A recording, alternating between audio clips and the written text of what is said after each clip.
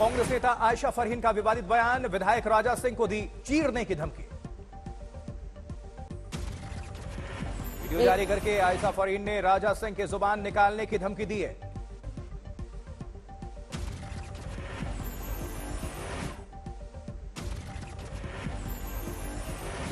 हैदराबाद में राजा सिंह के समर्थन में लोगों ने प्रदर्शन किया, पुलिस ने हिरासत में लिया। हैदराबाद विवाद के बाद आज तेलंगाना दौरे पर भारतीय जनता पार्टी के अध्यक्ष जेपी नड्डा। सोनाली फोगाट की मौत बनी मिस्ट्री, मौत से पहले सीसीटीवी में कैद हुई लड़खड़ाती हुई तस्वीर। गोवा पुलिस का दावा, आरोपियों ने कुछ पिलाने की बात को बोली। सोनाली फोगाट की मौत के केस में बड़ा खुलासा, गोवा पुलिस के मुताबिक सोनाली फोगाट को कुछ ऐसा दिया गया था जिससे उनकी सेहत बिगड़ी थी।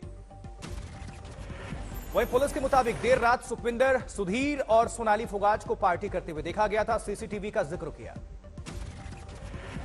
पुलिस ने सोनाली के सहयोगी सुखविंदर वासी और सुधीर सांगवान को गिरफ्तार किया है। हत्या का केस दर्ज हो चुका है। उधर हिसार में किया गया सोनाली फोगाट का अंतिम संस्कार, परिजनों ने दोषियों पर जल्द कड़ी कार्रवाई की मांग की है। इधर दिल्ली के मायापुरी में दिन दहाड़े 2 बच्चे किडनैप, पुलिस ने कुछ ही घंटे के भीतर बरामद कर लिया। दिल्ली के नेपसराय इलाके में गैंग वॉर, बदमाशों के 2 गुटों में फायरिंग से इलाके में दहशत।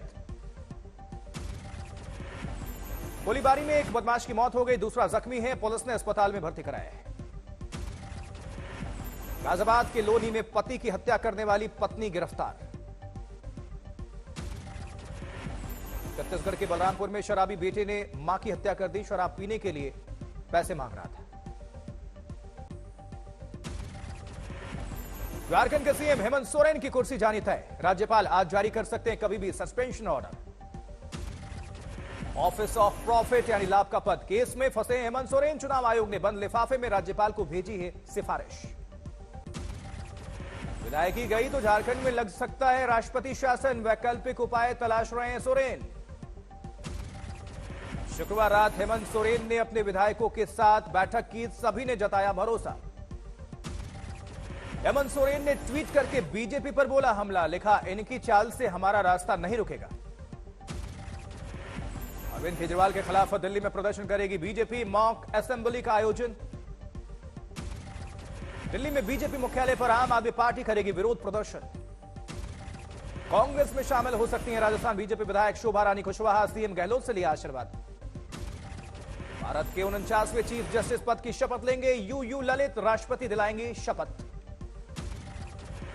उधर हरियाणा के यमुनानगर में मिले स्वाइन फ्लू के 2 मरीज, 3 साल की बच्ची और उसकी मां पॉजिटिव।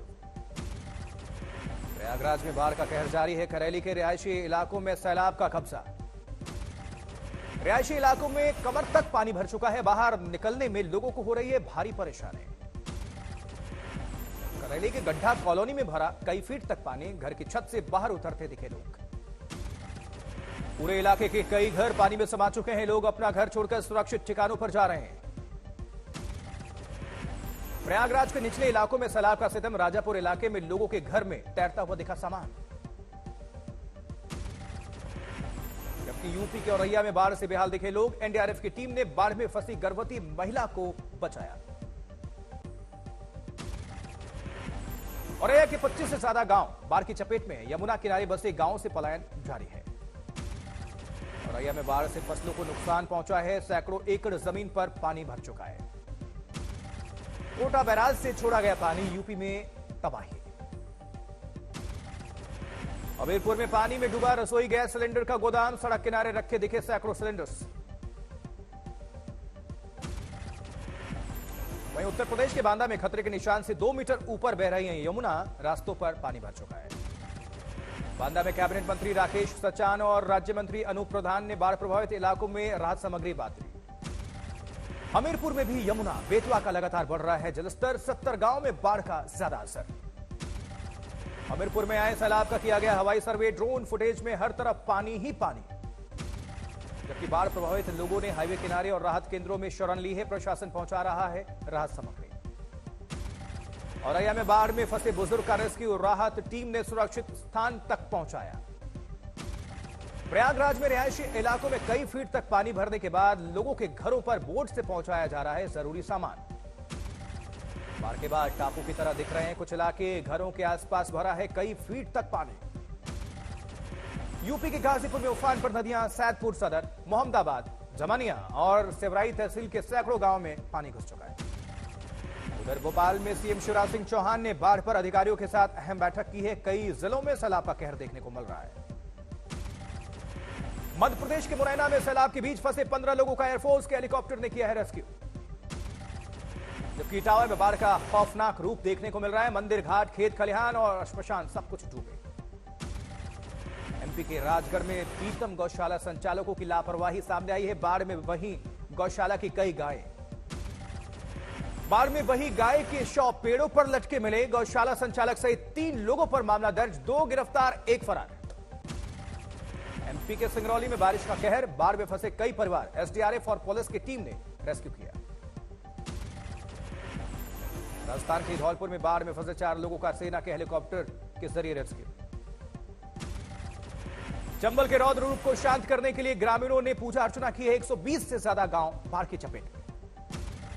राजस्थान के धौलपुर में चंबल नदी का रौद्र रूप देखने को मिल रहा है। खतरे के निशान से 14 मीटर ऊपर बह रही है चंबल। धौलपुर के 80 से ज्यादा गांवों का मुख्यालय से टूट चुका है संपर्क। कई रूटों पर पानी की वजह से बंद है आवाजाही। राजस्थान के उदयपुर में भारी बारिश के बाद उफान पर नदी नाले, प्रशासन ने लोगों को नदियों से दूरी बनाए रखने की अपील की है। इस बीच उदयपुर की गुड़ा पुलिया इलाके में एक दंपत्ति बाइक सहित पुलिया में बह गए। सैलाब को पार करने की कोशिश कर रहे थे। एमपी के श्योपुर में चंबल और पार्वती नदी उफान पर कई घरों को नुकसान पहुंचा है। अहमदाबाद में साबरमती नदी का जलस्तर बढ़ा है। लगातार बारिश के बाद उफान पर नदियां। वाराणसी में जल शक्ति मंत्री स्वतंत्र देव सिंह ने बाढ़ प्रभावित इलाकों का जायजा लिया। पीएम मोदी ने कमिश्नर से ली थी जानकारी। और वहीं केरल के कोटाया में लगातार बारिश के बाद शहर में जल जमाव, येलो अलर्ट जारी। गुलाम नबी आजाद ने जम्मू कश्मीर में नई पार्टी बनाने का ऐलान किया है। समर्थकों से कहा, जनता के बीच जाइए, हम जम्मू कश्मीर आ रहे हैं। कांग्रेस नेता अजय माकन ने कहा, भारत जोड़ो यात्रा से पहले आजाद का इस्तीफा हैरान करने वाला। जम्मू कश्मीर के पूर्व सीएम फारूक अब्दुल्ला ने आजाद के इस्तीफे पर हैरानी जताई है। कहा, कांग्रेस में उन्हें सब कुछ मिला, फिर भी क्यों दिया इस्तीफा। जम्मू कश्मीर बीजेपी अध्यक्ष रविंद्र रैना का बयान, कांग्रेस में खून के आंसू रोने के बाद गुलाम नबी आजाद इस्तीफे को हुए मजबूर। कांग्रेस के वरिष्ठ नेता जयराम रमेश ने भी गुलाम नबी आजाद के इस्तीफे पर सवाल खड़े किए। केजरीवाल का बीजेपी पर सरकार गिराने के साजिश का आरोप। कहा, देश में अब तक 277 विधायक खरीदे, लेकिन दिल्ली में ऑपरेशन लोटस बना ऑपरेशन कीचड़। केजरीवाल ने एक बार फिर मनीष सिसोदिया की तारीफों के पुल बांधे। सभी राज्यों के शिक्षा मित्रों से बताया बेहतर। केजरीवाल का आरोप, सिसोदिया को इसलिए टारगेट किया जा रहा है क्योंकि आप गुजरात में चुनाव लड़ने जा रही है।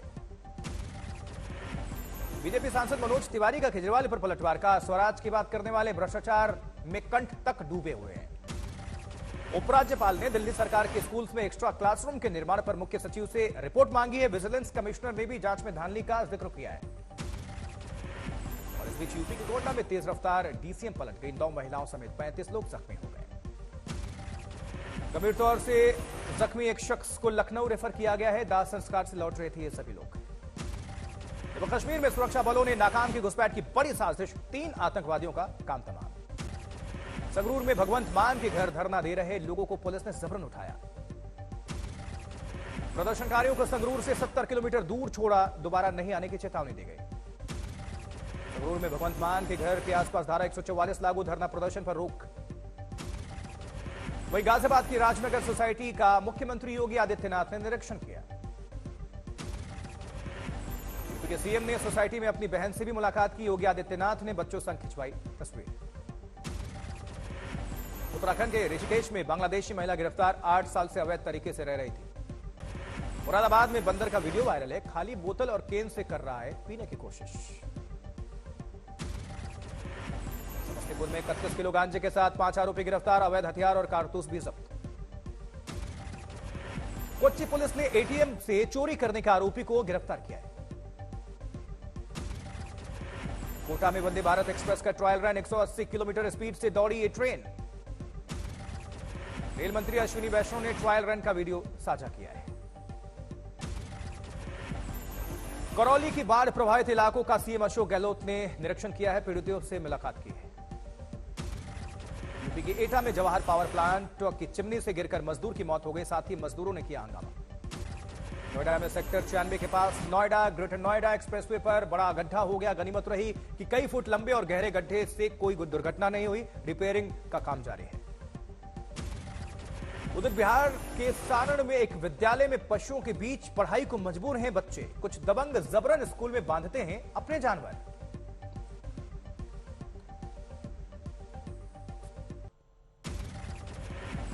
खेल की खबरों की बात करें तो आज से एशिया कप का आगाज हो रहा है। पहला मुकाबला श्रीलंका और अफगानिस्तान के बीच। कल हाई वोल्टेज मुकाबले में पाकिस्तान का सामना भारत के साथ होना है। पाकिस्तानी क्रिकेट टीम ने भी दुबई में प्रैक्टिस की। बाबर आजम की अगुवाई में अभ्यास। दुबई में आईसीसी एकेडमी में रोहित शर्मा ने फैंस का दिल जीता, पास जाकर मुलाकात की। एशिया कप में भारत पाकिस्तान का मुकाबला कल है। गेंदबाज मोहम्मद वसीम और शाहीन अफरीदी टीम से बाहर हैं। भारतीय फुटबॉल संघ से फीफा ने हटाया प्रतिबंध। इसी साल अक्टूबर में होगा अंडर 17 फुटबॉल का महिला वर्ल्ड कप।